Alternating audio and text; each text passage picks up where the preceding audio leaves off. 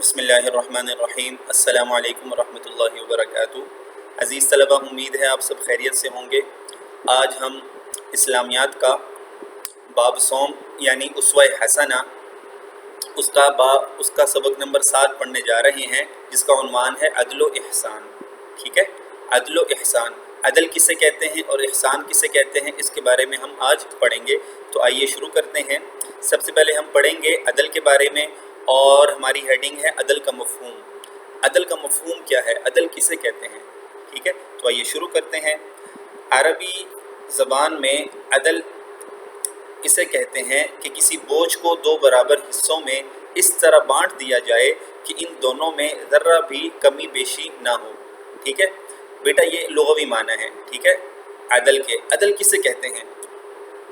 عدل کہتے ہیں کسی بوجھ کو دو برابر حصوں میں اس طرح بانٹ دیا جائے کہ ان دونوں میں ذرہ بھی کمی بیشی نہ ہو، کمی زیادتی نہ ہو، اس میں بالکل برابر جو ہے نا، ایک چیز کو آپ ڈیوائیڈ کر دو بیچ میں، تو یہ آپ نے عدل کیا۔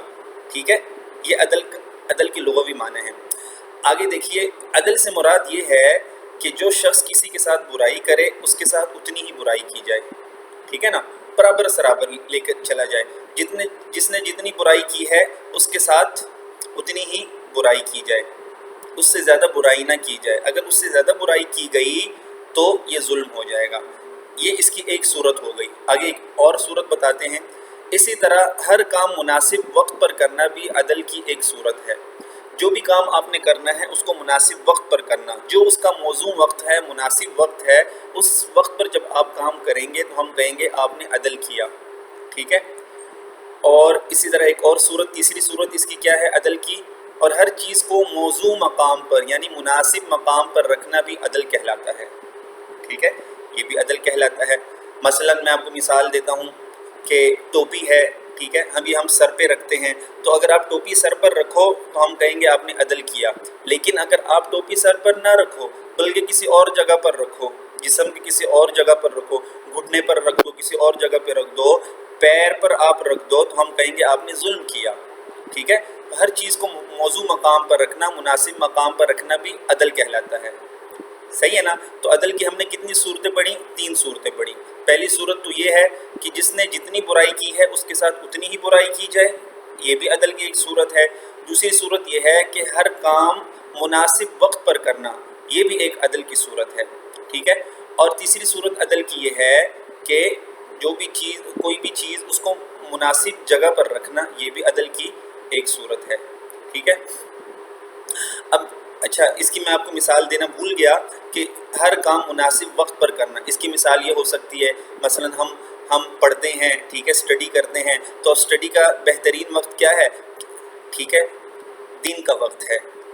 آپ کو پتہ ہے اسکولز جو ہوتے ہیں وہ دن کے وقت لگتے ہیں صبح، تو یہ سب سے بہترین وقت ہے کہ اگر آپ پڑھیں تو دن کے وقت پڑھیں۔ ٹھیک ہے، اب ایک آدمی اگر دن کو تو نہیں پڑھتا، دن کو تو سوتا رہتا ہے، رات کو جو ہے نا وہ پڑھتا ہے، حالانکہ رات اللہ پاک نے سونے کے لیے بنائی ہے۔ ٹھیک ہے، تو اب یہ ہم کہیں گے عدل نہیں کر رہا۔ ٹھیک ہے، ہاں وہ الگ بات ہے کہ جب ہم پیپروں کی تیاری کرتے ہیں تو دن کو بھی پڑھتے ہیں، رات کو پڑھنے کی ضرورت ہو جاتی، وہ الگ صورت ہے۔ میرا مطلب کہنے کا یہ ہے کہ دن کو سوتے رہنا، ٹھیک ہے، اور رات کو جاگتے رہنا، ٹھیک ہے، یہ کیا ہوگا؟ عدل کے خلاف ہوگا، کیونکہ آپ مناسب وقت پر کام نہیں کر رہے۔ فطرت کا تقاضا یہ ہے جو اللہ تعالیٰ نے ہمیں دن کام کرنے کے لیے دی ہے اور رات سونے کے لیے دی ہے، اور ہم ایسا نہیں کرتے تو یہ کیا ہو جائے گا؟ عدل کے خلاف ہو جائے گا۔ تو بہرحال یہ 3 صورتیں ہو گئیں۔ ٹھیک ہے، آگے دیکھیے، عدل کی ضد ظلم ہے۔ ضد یعنی اس کا الٹ۔ عدل کا الٹ کیا ہے؟ ظلم ہے۔ جہاں پر عدل ہوگا وہاں ظلم نہیں ہوگا، جہاں ظلم ہوگا وہاں عدل نہیں ہوگا۔ جس کے معنی ہے کسی شخص کی حق تلفی کرنا۔ ظلم کے معنی کیا ہے؟ کسی شخص کی حق تلفی کرنا یا اس کے ساتھ زیادتی کرنا۔ ٹھیک ہے، اچھا، اس کی برائی کے مقابلے میں زیادہ برائی کرنا۔ اچھا دیکھیں، اب یہاں پر ظلم کی صورتیں آ رہی ہیں۔ پہلی صورت کیا ہے؟ کسی شخص کی حق تلفی کرنا، آپ نے کسی کا حق مارا، کسی کا حق تلف کیا، یہ بھی ظلم ہے، یا اس کے ساتھ آپ نے زیادتی کی۔ ٹھیک ہے، کسی نے آپ پر ظلم کیا، آپ نے بدلے میں زیادہ ظلم کیا، آپ نے زیادتی کر دی، یہ بھی کیا ہو گیا؟ ظلم ہو گیا۔ یا اس کی برائی کے مقابلے میں زیادہ برائی کرنا، ٹھیک ہے، یہ بھی کیا ہے؟ ظلم کہلاتا ہے۔ کسی نے آپ کے ساتھ برائی کی، آپ نے بدلے میں زیادہ برائی کی، یہ بھی ظلم ہے۔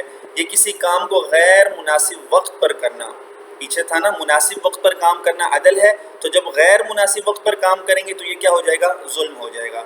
या किसी चीज़ को गैर मौजू मकाम पर रखना, यानी गैर मुनासिब जगह पर किसी चीज़ को रखना, ये भी क्या हो जाएगा, जुल्म हो जाएगा। ठीक है, तो बच्चों आपको उम्मीद है समझ में आ गया होगा अदल किसे कहते हैं और जुल्म किसे कहते हैं। जहाँ अदल होगा वहाँ जुल्म नहीं होगा, जहाँ जुल्म होगा वहाँ पर अदल नहीं होगा। आगे हम कल पढ़ेंगे। इजाज़त दीजिए। अस्सलामु अलैकुम।